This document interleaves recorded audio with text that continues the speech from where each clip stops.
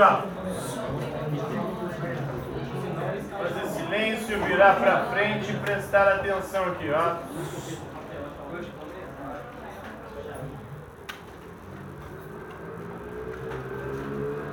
Então, estamos falando de filosofia analítica, né?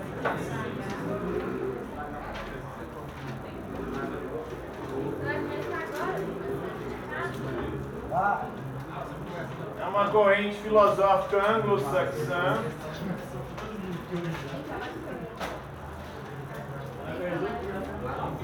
do século XX e que vai fazer uma virada, que eles chamam de virada linguística.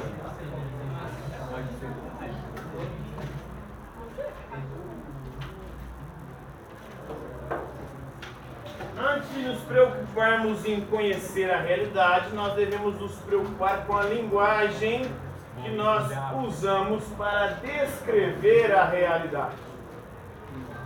Então isso que é a virada linguística. Em vez de se preocupar com a realidade, eles vão preocupar com a linguagem que nós usamos para descrever a realidade. Porque, segundo eles, a maior parte dos problemas filosóficos não são problemas reais, mas são problemas oriundos do mau uso da linguagem. A filosofia analítica ela é conhecida como positivismo lógico.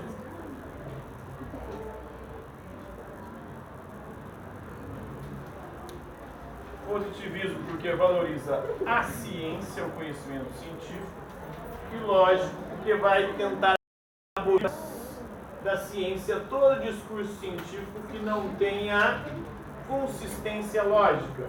A lógica é a ciência que estuda o quê?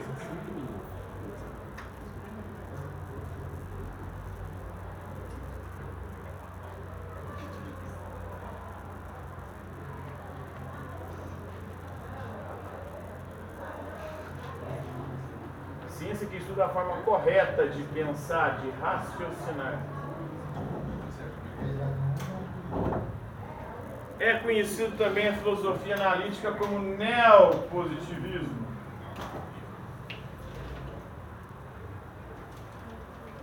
Neo, de novo.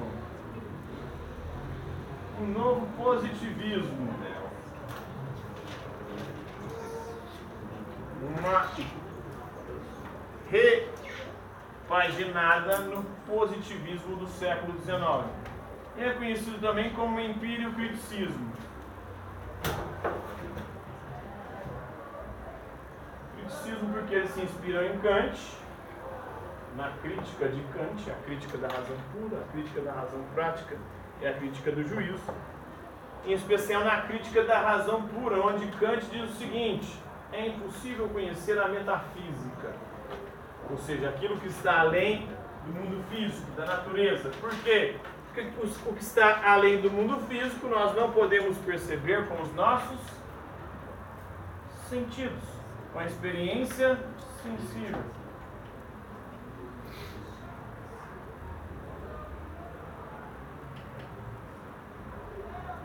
Por isso, toda e qualquer palavra, segundo a filosofia analítica, que não tem um correspondente na realidade, essa palavra é uma palavra sem sentido.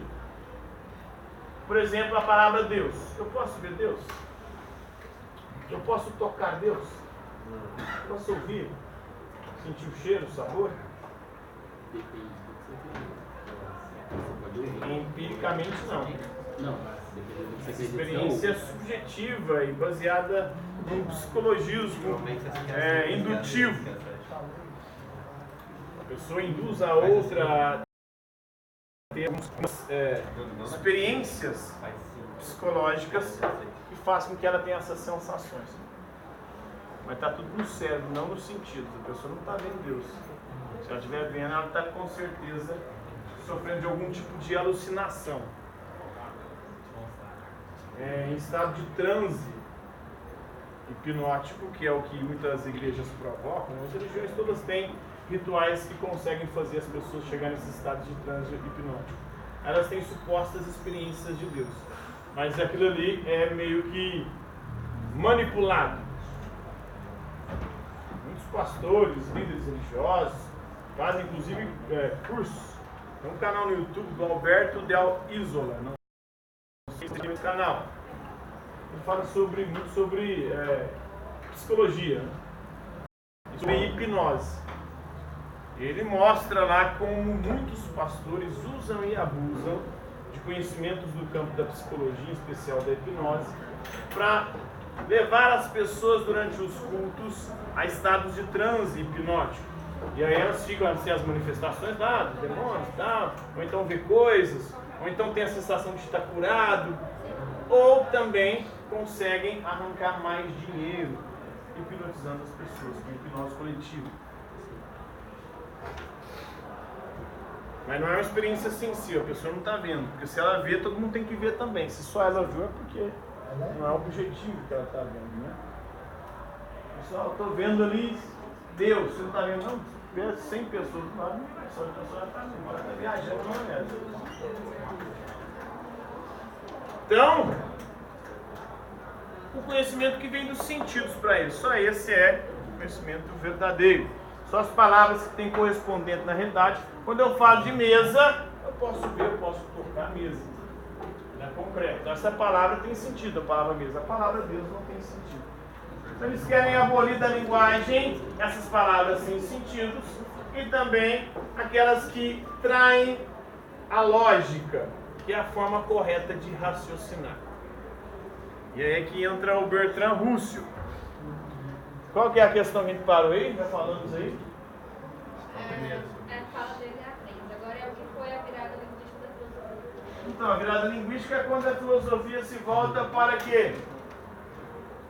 Para o estudo da linguagem. Em vez da gente preocupar em conhecer a realidade, nós devemos nos preocupar em conhecer a linguagem que nós usamos para descrever a realidade. Então, eles vão fazer uma análise da linguagem. E o que é análise? Dividir em partes, para que você conheça parte por parte e ver como essas partes funcionam.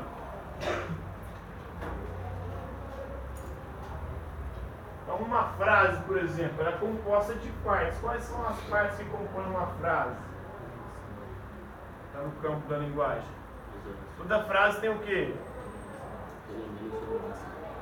Sim, mas toda frase tem uma estrutura básica, que é sujeito, verbo e predicado. Isso, uma estrutura de oração, né? Então, dividir em partes é você conhecer parte por parte delas e ver como é que elas funcionam. É um estudo da linguagem. E ver se não há ali também problemas lógicos. Próxima questão. Quem foi Bertrand, sei lá, Bertrand Russell, filósofo galês, país de Gales, né? Viveu na transição do século XIX para o século XX. É um importante filósofo analítico, talvez o mais importante dos filósofos analíticos. Ou mais radical filósofo analítico. Porque depois o discípulo dele vai meio que mudar de ideia no meio do caminho. A gente vai ver daqui a pouco. Próxima questão. Explique a análise lógica da linguagem Russell. Então, como filósofo analítico, ele vai empreender uma análise lógica da linguagem.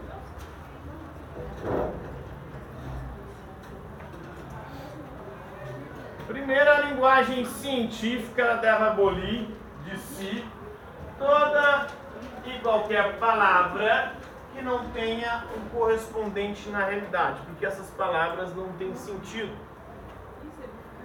E isso leva a uma série de problemas. Então, toda palavra precisa de um correspondente na realidade. Palavras como Deus, como mundo espiritual, essas coisas que são abstratas ou que se referem a coisas que nós não podemos perceber com sentido, essas palavras não podem ser usadas na ciência. E aí, na sua análise lógica, ele vai descobrir que existem falsos problemas.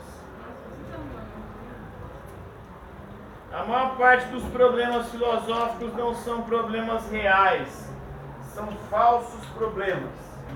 Por que são falsos problemas? Porque se tratam de usos indevidos da linguagem. Você usar a linguagem de forma ilógica. Um exemplo de falso problema é você questionar o que existia antes do Big Bang.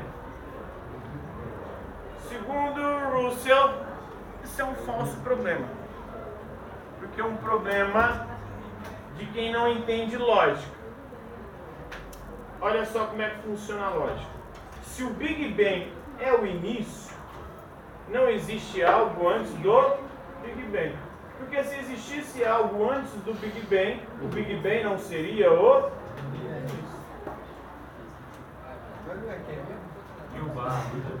Você não pode falar em antes do início, porque senão o início não é mais início.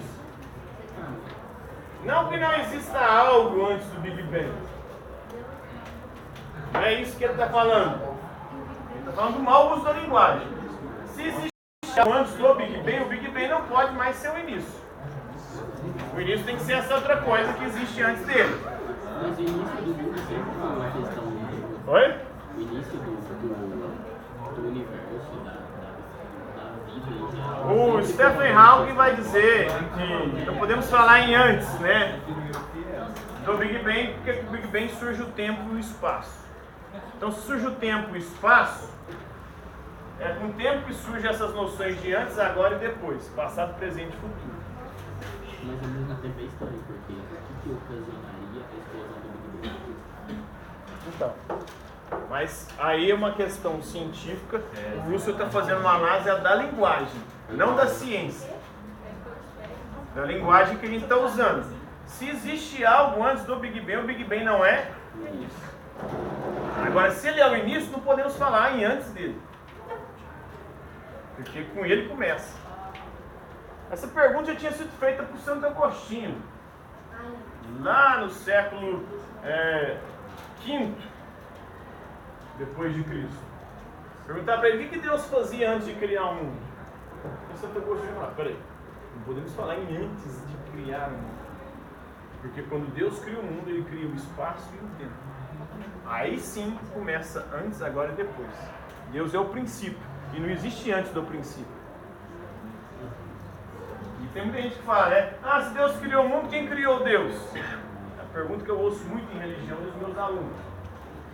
Essa é uma pergunta sem sentido, lógico. Porque se Deus é o princípio, não existe algo antes dele. Não existe alguém que o criou. Ou então, ele não é o princípio. Se existir algo antes dele. Aí ele já não é Deus. Se a gente pegar um Platão, por exemplo, Platão não fala de criação, ele fala que o mundo é eterno. Os gregos tinham uma concepção de universo, que o universo é eterno. É circular. Então não tem início nem fim.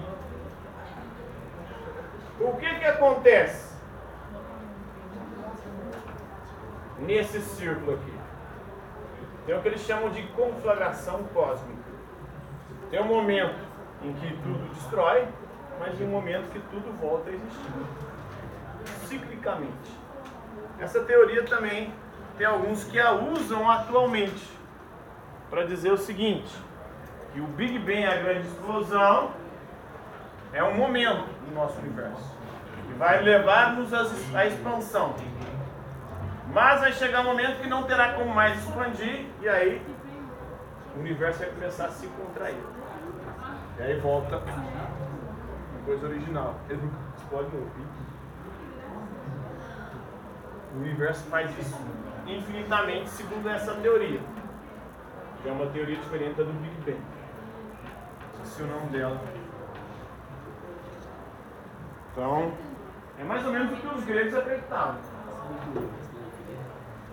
Agora, a visão que a gente tem é a visão cristã, que é linear. Teve o início com a criação. O centro da história é Jesus Cristo, né? Quando Jesus Deus mandou Jesus, o Filho dele. E no final nós teremos o Apocalipse. A ciência usa isso aqui hoje, de uma outra forma. Para ela aqui está o Big Bang.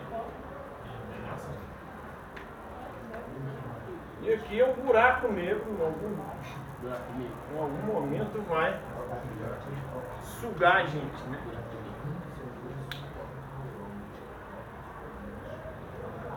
Enfim, no meio aí está nós, né? A humanidade, tentando entender essa merda.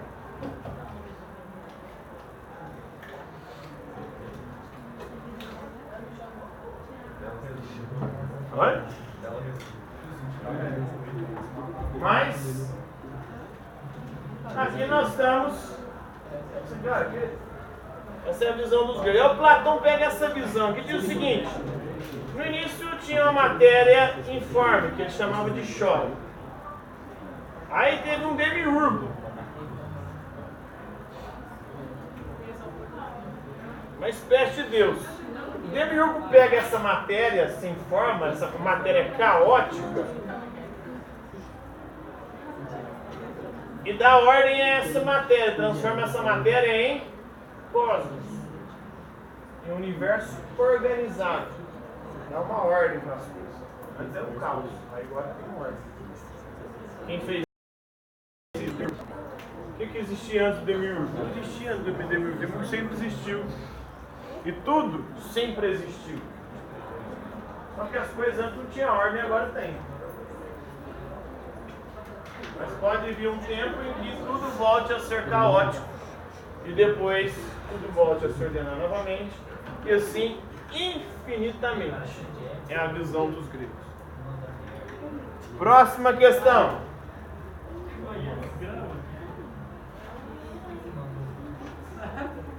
Quem foi? A mesma coisa do fósforo, não, é sobre a morte. A morte é o fim? A gente fala, o que existe depois da morte? Se a morte é o fim, não existe depois da morte. Porque se existir algo depois da morte, a morte não será o fim. Questão de lógica. Próximo aí. Quem foi?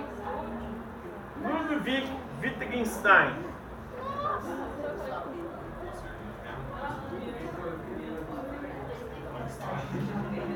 O Wittgenstein foi discípulo do Russell. É austríaco. Oi? É um nome muito comum na Áustria. Aqui é Ludovico em português, né? Antigamente eles traduziam nomes. E aí traduziam por Ludovico. Tem algumas pessoas que chamam Ludovico. Atualmente pararam de traduzir. Austríaco do século XX, discípulo de Russell, então é também um filósofo analítico, apesar de que ele vai mudar a orientação dele. No começo,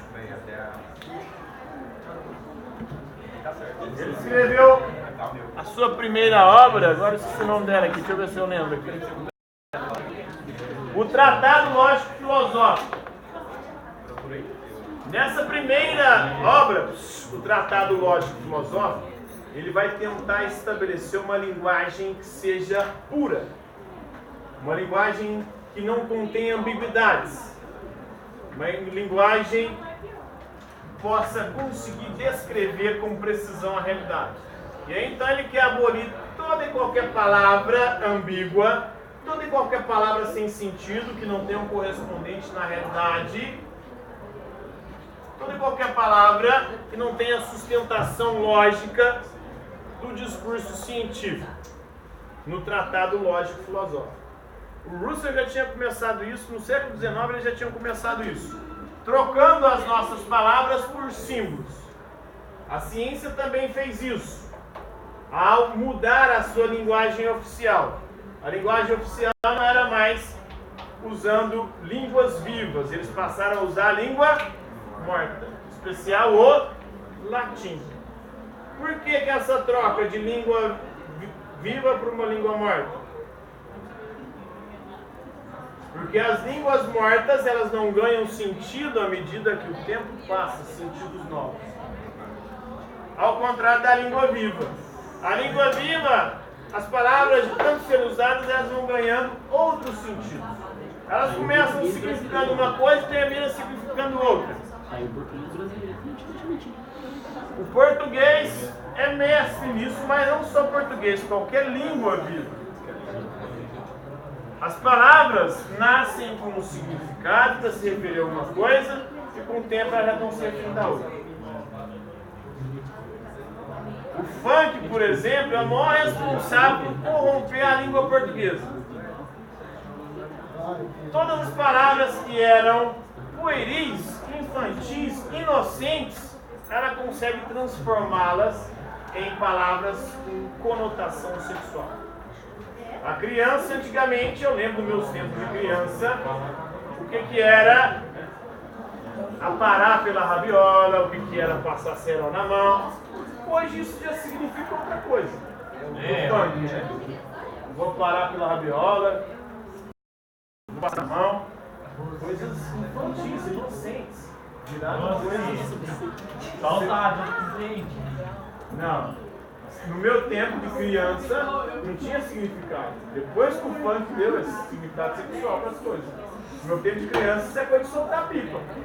Solta pipa, você passa cerol na mão ou passa na Mas mesa. os adultos entendem outra coisa, né? Não, os adultos. Quem fez isso foi o funk. Não os adultos. O funk começa a usar essas palavras por outro sentido. Vai sentar. O professor não pode mais mandar.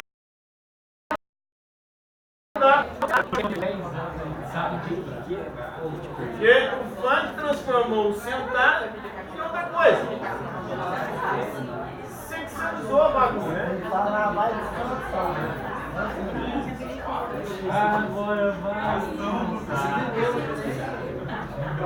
O que mais aí? Quais expressões aí que o funk corrompeu, tornou sexual? As músicas de funk famosas aí. DJ Google aí. Vamos lá, qual que é a letra aí? Qual que é a letra do DJ Google? Eu não escuto, eu não sei. Aí ele é mais aberto, ele é mais aberto. A gente falou de cultura. É, mas por dentro do céu, assim, não é dentro dele fora. Então, o Wittgenstein, no primeiro momento, ele queria estabelecer essa língua rigorosa, sem ambiguidade. Uma língua precisa, que conseguisse escrever a realidade. Essa é a primeira fase dele. Eles chamam de primeiro Wittgenstein. Depois ele desiste disso, aí tem a segunda fase. Na segunda fase dele, ele vai desenvolver a sua teoria dos jogos de linguagem. Você não aguenta, vira uma periqueira de Então, para ele, a linguagem é um jogo. Pronto. E esse jogo você só pode entender jogando. Só jogando para você saber. Ou seja, para entender os jogos de linguagem, você tem que entender o contexto. O uso social da linguagem. Entre crianças, passar cerol na mão, aparar pela rabiola, soltar pipa, é uma coisa. Em outro contexto, o contexto do funk de adultos, isso aí tem outro significado. O que é passar cerol na mão no funk? passa o trem. Soltar pipa. Aparar pela rabiola.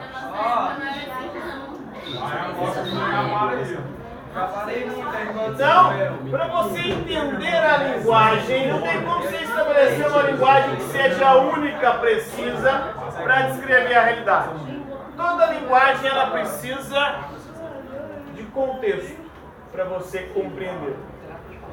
Hoje as pessoas usam e abusam disso e cometem o que Wittgenstein chama de erro de linguagem.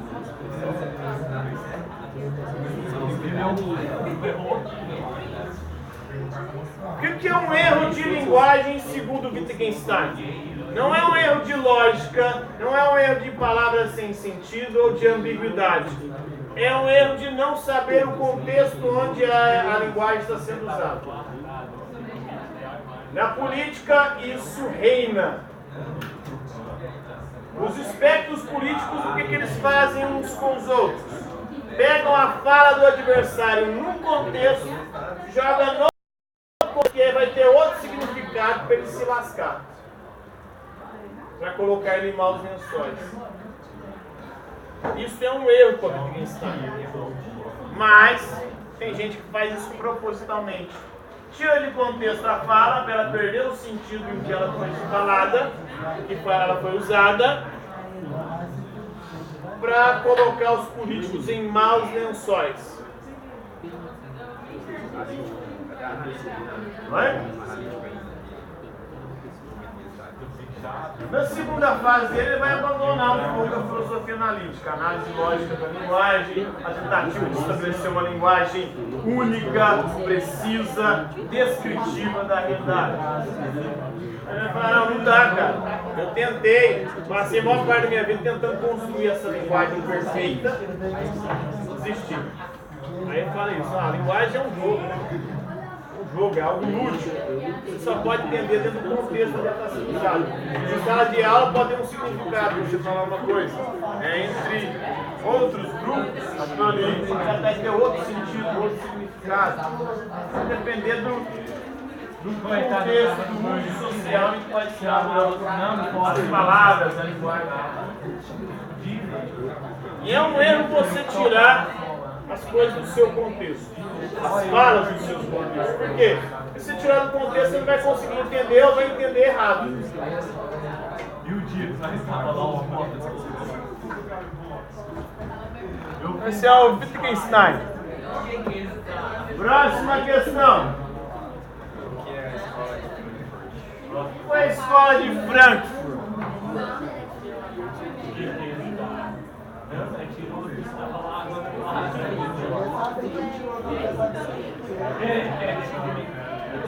Escola filosófica alemã do século XX, a partir de 1920, na Alemanha, na cidade de Frankfurt, surge essa escola.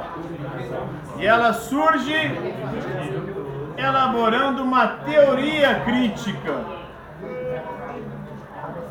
contra a opressão.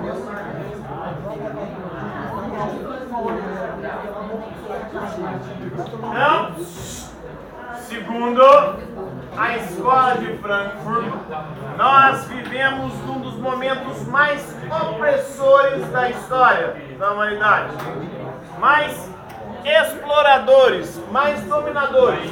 Nós somos oprimidos, nós somos dominados, somos explorados. E o pior de tudo, que agora a gente nem sofre quando é oprimido, quando é explorado, quando é dominado. Por quê? Porque eles nos enganam perfeitamente e não nos deixam perceber essa dominação, essa exploração. E com o que eles nos iludem? Com o que eles nos distraem e entretêm enquanto nos dominam, nos exploram e nos oprimem? Através da indústria cultural. A indústria cultural transformou a cultura em mercadoria. E aí ela comercializa. Antigamente, a primeira revolução industrial, ela tinha mercadorias concretas para serem negociadas. Agora o sistema transformou até a cultura imaterial, em especial a arte, em mercadoria. E até ela é usada agora como negócio. Criou-se o mercado da arte. A música, por exemplo, o funk é um exemplo clássico disso. A indústria cultural transformou tudo em mercadoria. E ela nos aliena. Nos entretém enquanto nos explora, nos domina. Por hoje.